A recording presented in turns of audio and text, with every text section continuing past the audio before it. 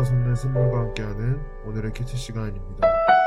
5월 2일 오늘의 말씀은 마태복음 1장 1절에서 17절 말씀입니다.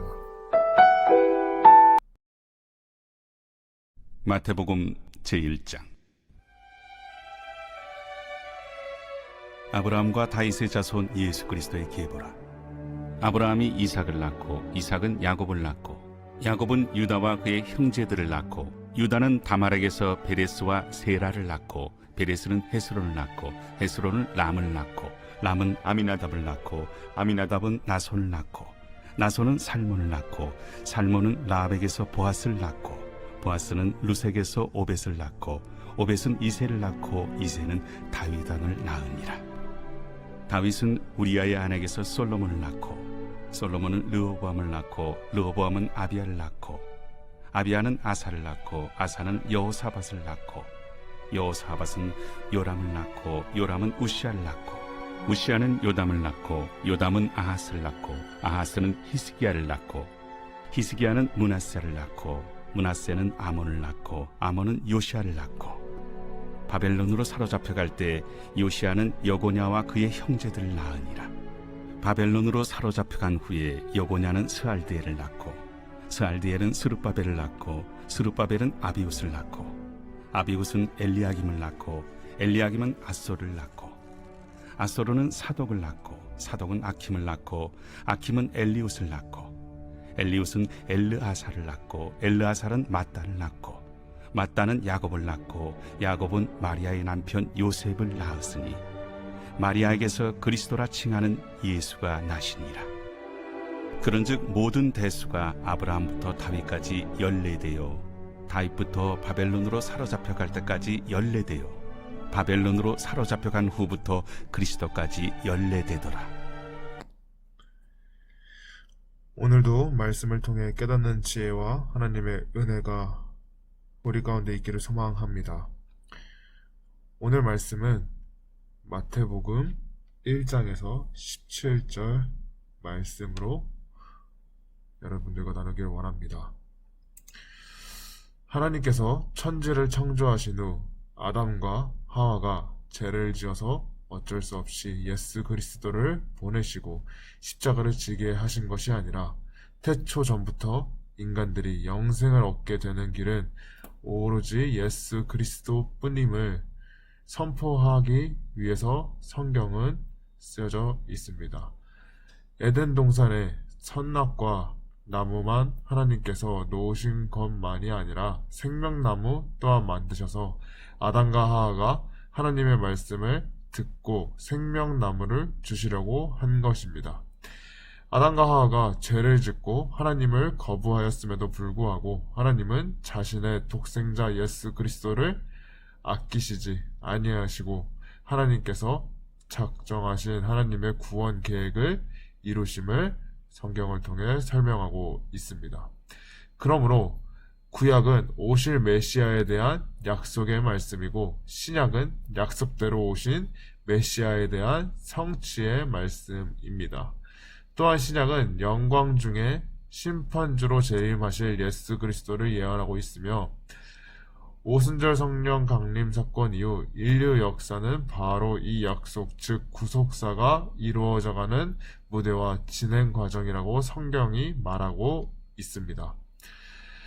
구원하러 오신 예수님은 사복음서에 왕, 종, 인자, 하나님의 아들이심을 설명하고 있습니다. 그중 마태복음은 족보로 시작합니다. 왕이신 예수님을 설명하기 위해 마태는 다윗 왕의 후손이라는 것을 알리기 위해 족보를 다윗의 왕에서부터 시작합니다. 마가복음은 종으로 오신 예수님을 알게 하시기 위해 족보는 기록되어 있지 않습니다. 누가복음은 사람으로 오신 예수님을 알게 하기 위해 누가는 아담으로부터 시작하여서 족보를 말하고 있습니다. 요한복음은 왕으로 오신, 종으로 오신, 그리고 사람으로 오신 예수님이 하나님의 아들이심을 알게 하기 위하여 하나님인 예수님이 육신이 되어 빛으로 오셨음을 설명하고 있습니다.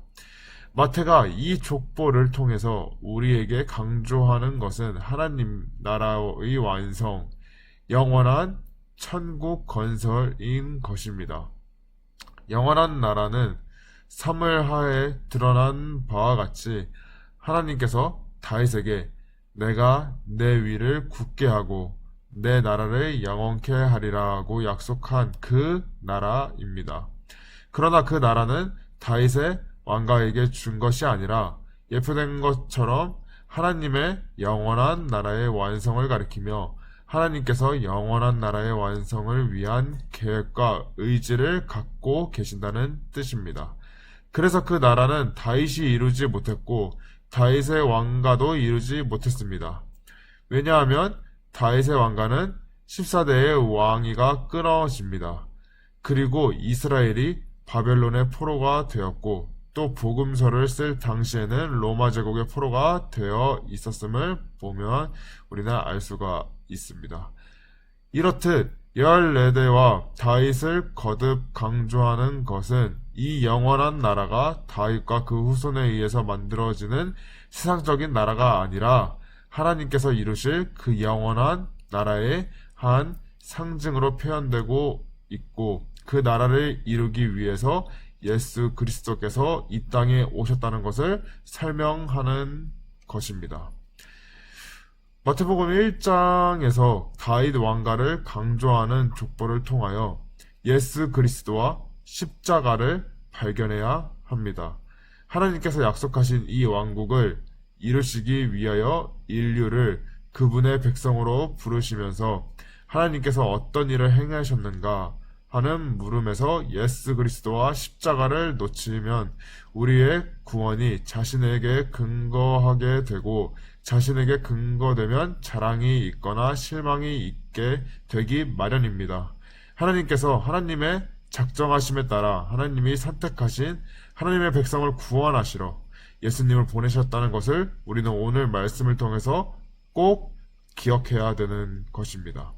우리는 이것을 잊지 않고 이 세상을 살아갈 때에 비로소 구원에 이룰 수 있는 것입니다. 긴 시간에 걸쳐 자신의 계획을 성취해 가시는 하나님의 신실함을 우리는 신뢰해야 되며 그 평안한 가운데 우리는 살아가야 되는 것입니다. 오늘 마태복음 보면은 무려 42대에 걸친 족보가 소개되었습니다. 그런 긴 기다림의 결과 온 인류의 구원자이신 메시아가 이 땅에 오시게 된 것입니다.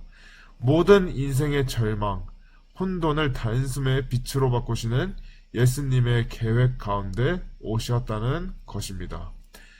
우리의 인생을 향한 하나님의 계획도 반드시 성취되었으면 좋겠습니다.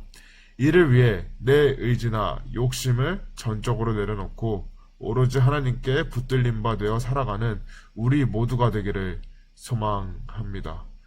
그래서 나의 욕심을 내려놓고 하나님의 신실함만 신뢰하며 매 순간을 살 때 하나님의 넓은 평안 가운데 인생을 맡기며 살아갈 수 있는 우리 모두가 되기를 주님의 이름으로 소망합니다.